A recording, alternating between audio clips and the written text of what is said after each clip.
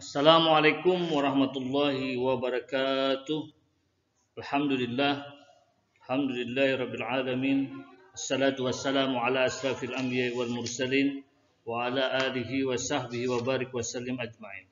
Baik, untuk pembelajaran hari ini adalah pembelajaran Quran hadis dengan materi surah Al-Maun ya.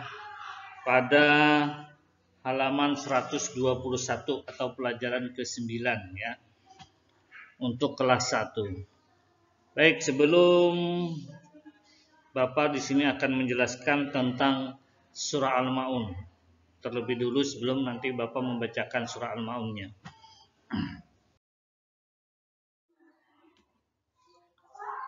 Pelajaran ke-9 adalah surah Al-Maun. Surah Al-Maun menjelaskan orang yang mendustakan agama. Siapa orang yang mendustakan agama? Salah satunya adalah menghardik anak yatim, termasuk mendustakan agama. Arti menghardik di sini adalah menghina atau mencela disertai dengan bentakan atau nada keras atau bahasa kita sekarang ngegas ya. Tapi yang dihina itu secara berhadapan langsung ya. Artinya tidak di belakang orangnya. Kalau di belakang orang itu namanya gibah, tapi kalau sudah berhadapan itu namanya menghina atau mencela tapi disertai dengan bentakan. Misalnya dengan nada keras. Sudah ada misalnya datang anak yatim di tempat kamu, misalnya minta-minta atau gimana, anak-anak kecil, Pak minta, kamu minta dasar anak yatim, dengan nada penuh ejekan, dengan nada keras ya. Itu namanya menghardik. Adakah teman kalian yang yatim? Adakah tetangga kalian yang yatim? Islam mengajarkan kita untuk menyayangi anak yatim. Anak yatim adalah anak yang ditinggal mati bapaknya. Menyantuni anak yatim adalah perbuatan mulia. Kita juga dianjurkan mengasihi dan memelihara anak yatim ya.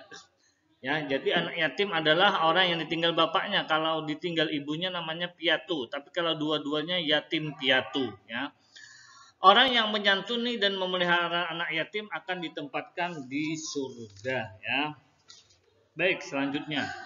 Surah Al-Maun tergolong surah Makkiyah ya. Surah Al-Maun artinya barang yang berguna. Kata Al-Maun diambil dari ayat yang terakhir yaitu wayamnaunal maun ya. Selanjutnya surah Al-Maun juga dinamakan surah Ad-Din. Kata Ad-Din diambil dari ayat pertama yang dinamakan surah Al-Yatim. Jadi surah Al-Maun bisa juga disebut surah Ad-Din atau bisa juga disebut surah Al-Yatim ya. Ara'aital ladzi yukadzibu biddin ya. Fadzalikal ladzi yad'ul yatim ya.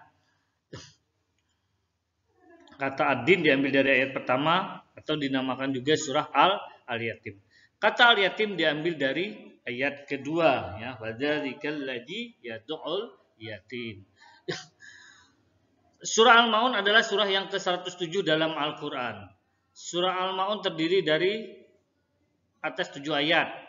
Surah Al-Maun diturunkan terkait tokoh Quraisy yang menghardik anak yatim. Ya, artinya menghardik itu tadi menghina secara berhadapan langsung disertai dengan bentakan atau bahasa kita sekarang ngegas. Ya.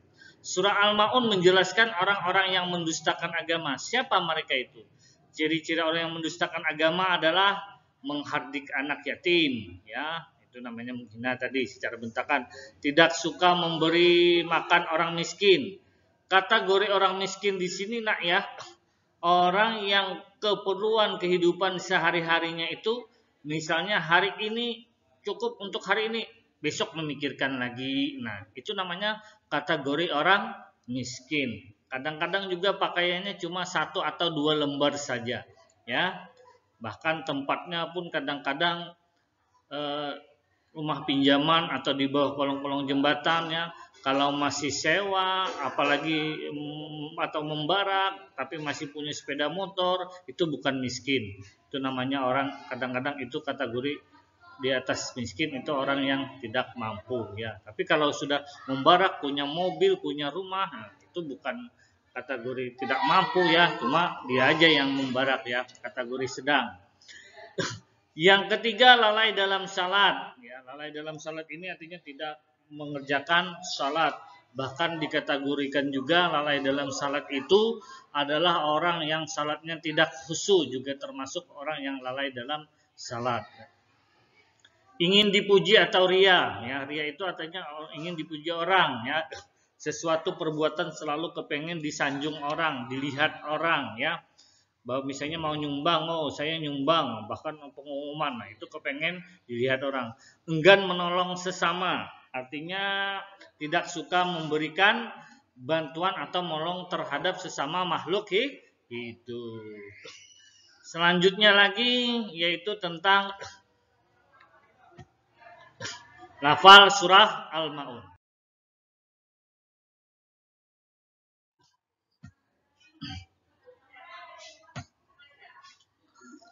Surah Al-Ma'un artinya barang yang berguna. A'udzubillahi minasyaitonirrajim. Aku berlindung kepada Allah dari godaan setan yang terkutuk. Bismillahirrahmanirrahim. Dengan menyebut nama Allah yang Maha Pemurah lagi Maha Penyayang. Ara'aital ladzi yukadzibu biddin.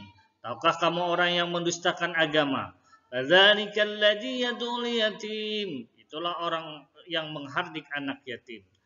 Wala yahuddu ala ta'amil miskin, dan tidak menganjurkan memberi orang miskin, artinya tidak memberi makan orang miskin.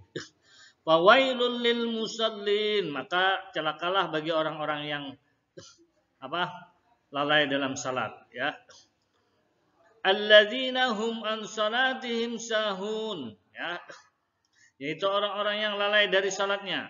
Alladzina hum yura'un, orang-orang yang berbuat riya, wa yamna'unal ma'un, dan enggan menolong ya sesama makhluknya, atau artinya dia punya barang yang berguna tapi tidak membantu sesama makhluk. Selanjutnya rangkuman ya. Surah Al-Ma'un adalah surah yang ke-107. Surah Al-Ma'un atau diambil dari ayat yang ke-7. Wa yamna'unal ma'un. Surah Al-Ma'un terdiri dari 7 ayat seperti yang Bapak bacakan tadi.